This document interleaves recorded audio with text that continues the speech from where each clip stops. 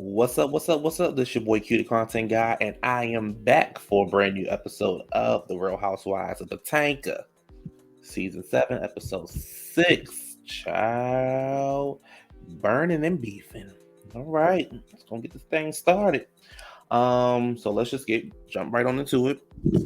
The show picks up right where they left off with Ashley and Candiace arguing about allegedly Chris and flirting with one of Ashley's friends at the spring party that Karen had threw.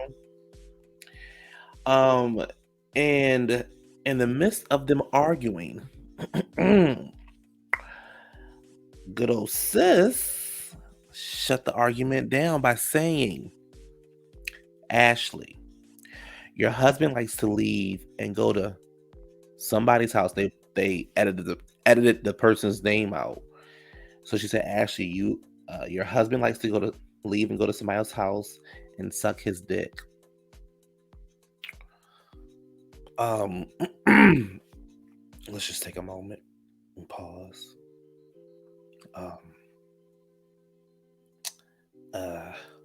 Yeah.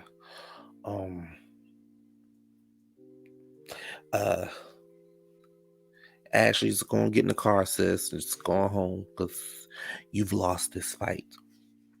And Candiace's confessional, she says, I knew about this information, but I did not want to use it. I didn't want to talk about it. I didn't want to bring it up. But honey, you wanted to smoke, so here you go. Well,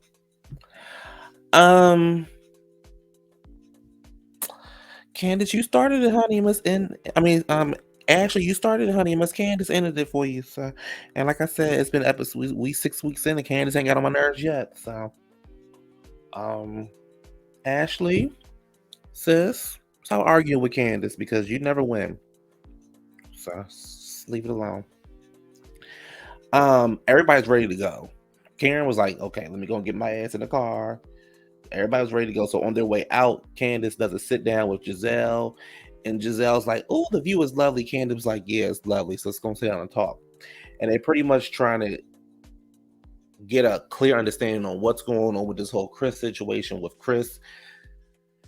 And Chris and Gizelle said she felt like it was inappropriate. She felt uncomfortable with him in the room. Candiace says she feel like Gizelle's coming from an ill place. Gizelle says she didn't want to be in a room with a married man. Candiace says, you could have called me, but you waited until you got on a platform where you could hurt me. AKA, you waited till the show and the cameras were rolling so you could hurt me and use this as your story this season.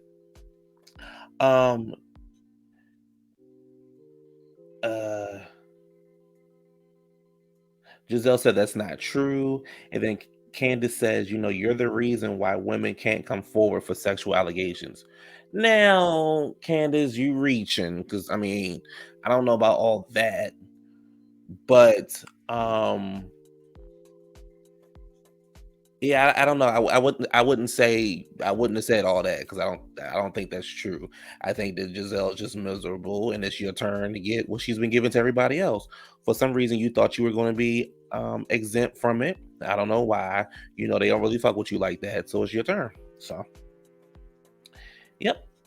They get up and walk away. They leave, and that's that. Ashley meets with a lawyer. Child ain't talking about nothing in this scene. Ashley ain't ready. She's stalling. She trying to figure out how much money Michael will be offering. The lawyer like, girl, don't buy no house with him. So, blah, blah, blah. Mia, Sharice, and Jacqueline all meet up to get their manicure. And they talk about Mia's mom and her dad passing away in jail and how Jacqueline's always been there for her. And then she invites them all to Miami and let Sharice know she gets to pick her own room. Who cares? Wendy is home talking to her husband about the restaurant, and he thinks it's going to be, a financial strain on them. She brings up the winery trip where she was trying to get everybody to kumbaya with each other. I don't know why she was trying to do that, but she's pretty much said, it went left.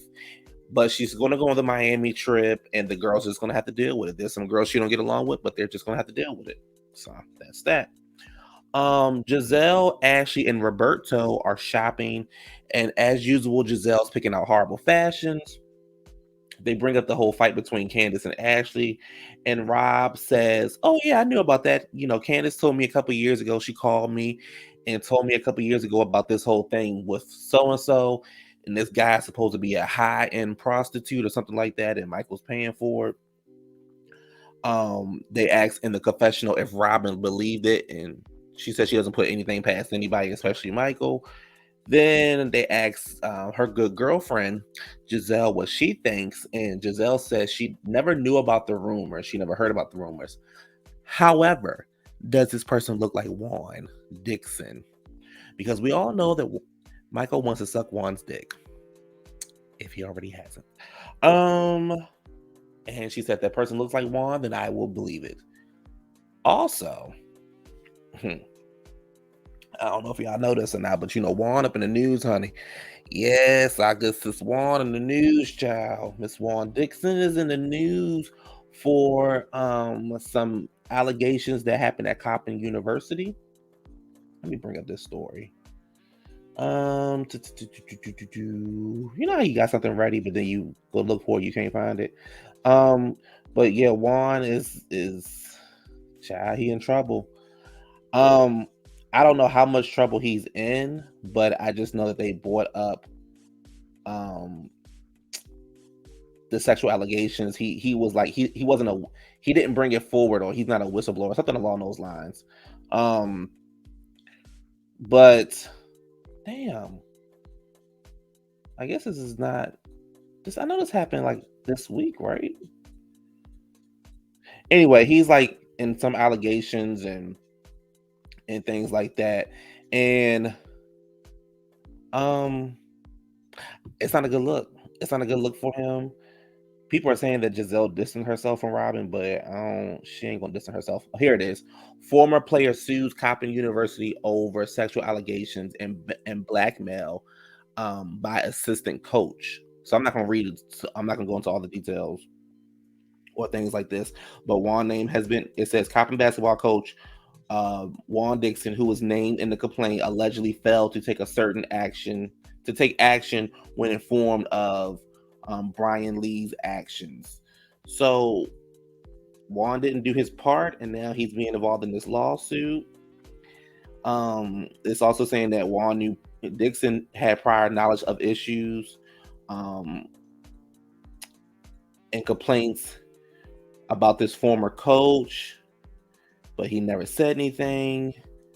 So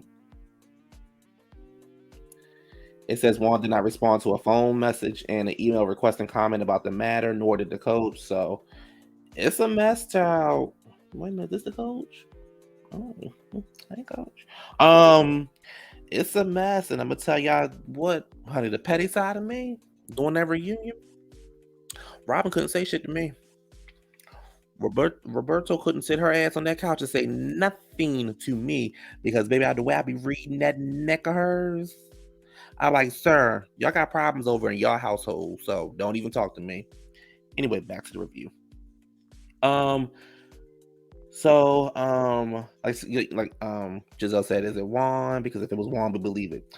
Robin says, Candiace and Chris are both doing the most on Twitter, and Candiace is making this more dramatic than what it actually is. And because Chris is tweeting about Gizelle, so Gizelle was like, if I seen Chris, if he was walking here right now, I would say fuck you and blah blah blah. So the problem is that he's doing this because you are alluding that this man was being inappropriate with other women, and you're also saying that he made you feel uncomfortable, but yet he didn't say anything to you. The door was sitting wide open, and he was like away from you. So unless something is getting left out, we don't feel bad for you, Gizzard. So whatever. Chris, keep tweeting. Candiace, keep tweeting. But Candiace, make sure you get that same smoke that you tweeting online. Make sure you get the same smoke for her ass at the reunion when you see her. The ladies are all around to the airport, and when I tell y'all,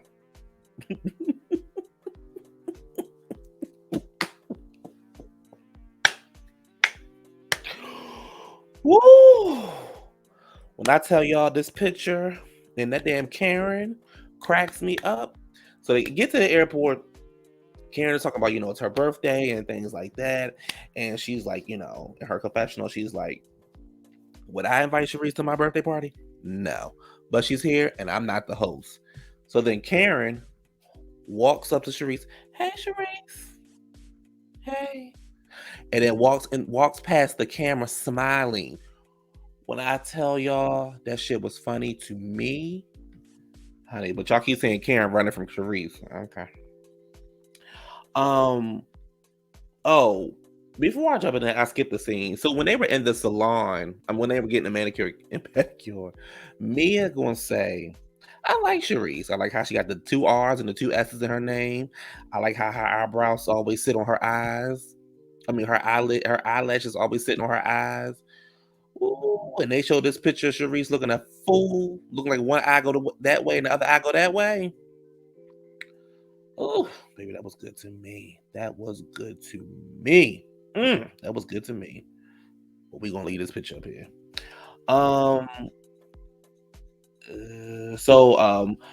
Gizelle, Mia, and Jacqueline are all in car A. Roberto, Sharice, Ashley, and Wendy are in car B. Everybody's trying to figure out what's going on with the room situation because it's 9 ladies and it's 6 beds. They arrive to the house, and I must say the house is beautiful. She gives them their room assignments. Each room has a stripper name or a phrase to it. Roberto and Gizzard have to share a room. Gizzard doesn't understand why she always has to share a room with her man.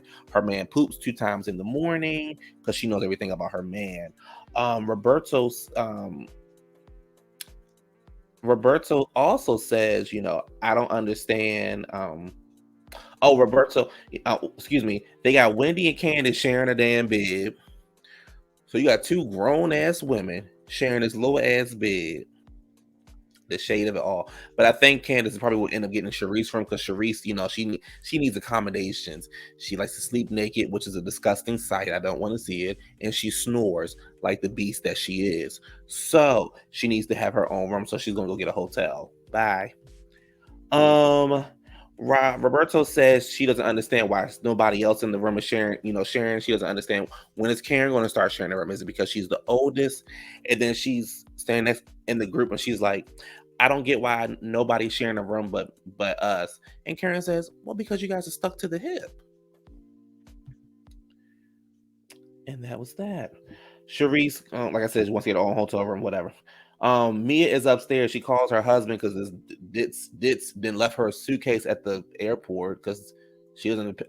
Girl, she says she never picks up her suitcase. She always has somebody do it. Her husband do it.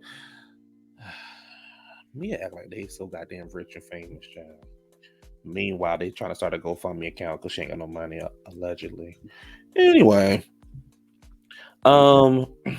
she gets upstairs. She called Patricia, aka Peter, and let them know that Peter is in Miami because y'all know since Pete ain't nobody fucking with Peter on Housewives of Atlanta, he got to make his way on down to the other black franchise, Potomac.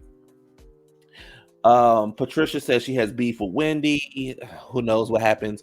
And then it's another to be continued. And then next week or whenever they show the next episode, we see Mia throwing the drink at Wendy. We don't know what happens. Hopefully they don't make us wait the entire episode. But I gotta say, Potomac got it going on this season. All right.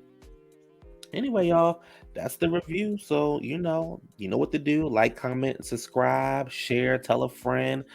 Tell more friends. Don't forget to also check out Weekend Sessions. We did a live episode today. We'll do another one next week.